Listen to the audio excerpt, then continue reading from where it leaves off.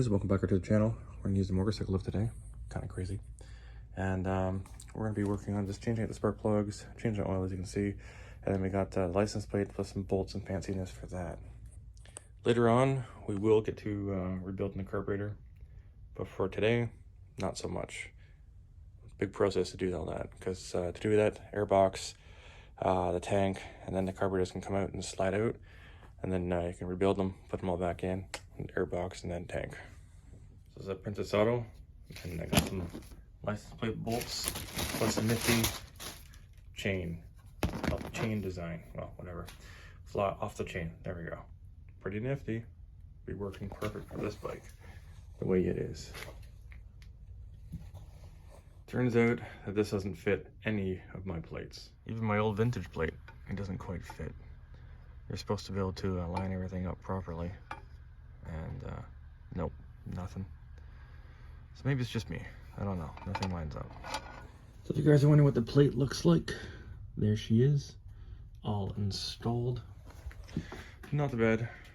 Too bad we couldn't put this based on here. Would have been pretty snazzy otherwise. Anyways, moving on.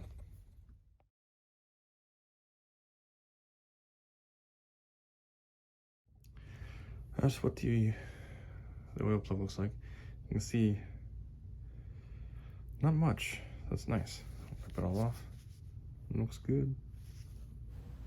Now that we've drained the oil from the motor, it's time to go after the canister where the filter is installed. And we're going to remove that, take out all the seals, replace all that stuff, reinstall all the new filter and everything, and put the bike back together, and then run it. As you guys may have guessed, I didn't know how to remove that. Played around with it. Thought you just had to pull it out, but it actually went simpler than that. I'll show you. Basically, I'm trying to push the bolt that fastens everything together out. It also allows for the oil to flow through it and then into the filter, then into the engine to purify any contaminants or metal particles in the oil.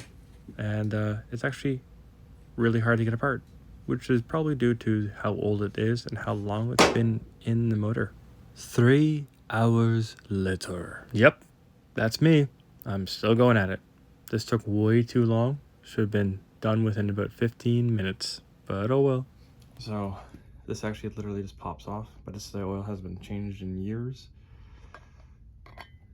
Not bad. That's why I guess they like the pod filters these days. So essentially, this actually disassembles. That's where your O-ring is. So we will be replacing that. That part comes out like this. And that's where the oil filter will be able to push in. So yeah, that's cool. Did not know about all that. Removing the O-ring is very easy. Get something that's not very sharp. You can sometimes pull it back and you'll get it. But I'll show you with the screwdriver. Not recommended.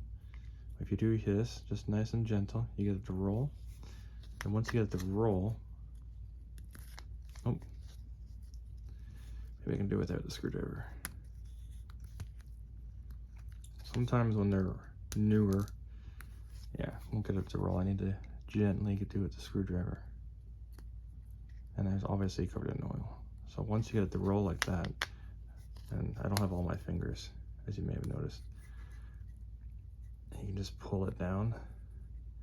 This one I don't really worry about. And there you go. So that goes into the garbage. And this has been on there for, well, who knows how long.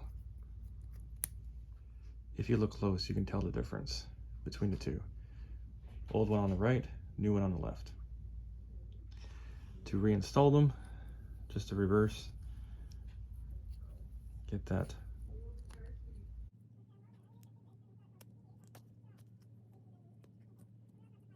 There you go.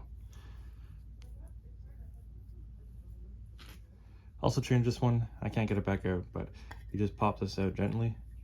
The old one, again, was much skinnier than the new one. So now that we've replaced all the O-rings, it is time to install the filter and then reinstall it to the motorcycle. And as you can see here, we're very gentle. We find the threads, and this is the filter that we're going to be using this time around. Everything went together beautifully.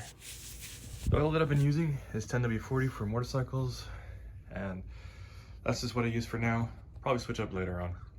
Also, put a nice little valve cap on the front. You know, I'm gonna flip this around. There you go. There it is. Nice little skull with an army helmet on. Didn't put one on the back because you really can't see the back, but the front, yeah. Now that we drained all of our oil, replace the oil drain plug and the filter plus the cartridge, it's time to add our 4 quarts or 3.785 liters of oil to the motor. When you're filling it up with our 10W40, check the cross hatches on the dipstick, and even if you're just a little bit high, you'll be fine because the filter has to fill up with oil itself. That all being said, the used oil goes into a recycling container to be recycled. Now we're going to install our iridium plugs. These are the only ones that a Canadian Tire actually had. And then part number is DR8EIX. There we go. The first step to removing your spark plugs is to remove the spark plug boot, and then you make sure the area around the spark plug is nice and clean so that when you remove it, no debris or dirt falls into the cylinder.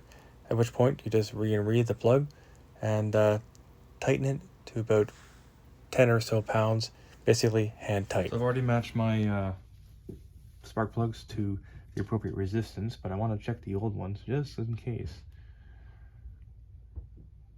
4.8, 4.3, it's a little low, not bad. Yep, 4.8, 4.7, that's not too bad.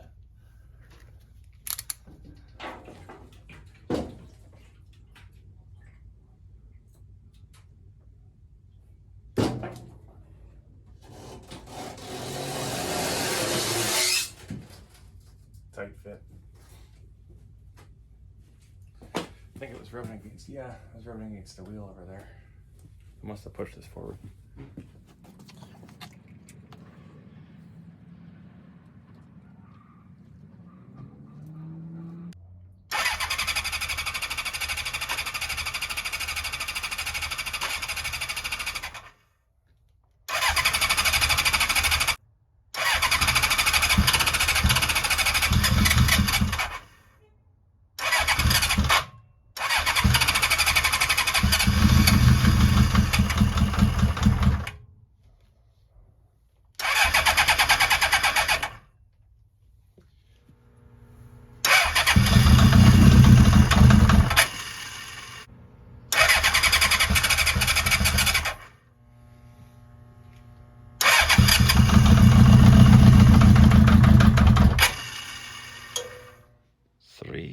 Hours later.